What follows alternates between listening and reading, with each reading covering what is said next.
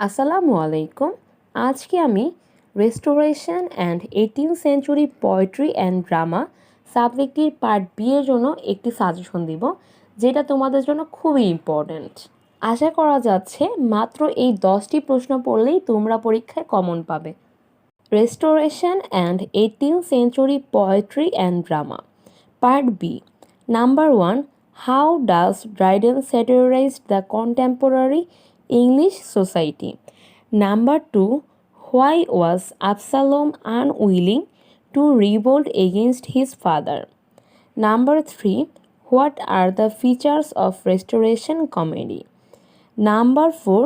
How does Congreve satire contemporary society? Number 5. Comment on the opening of the Rap of the Log.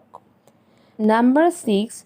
What view of life do Mirabel and Entertainment present through the provincial scene? What happens in the scene?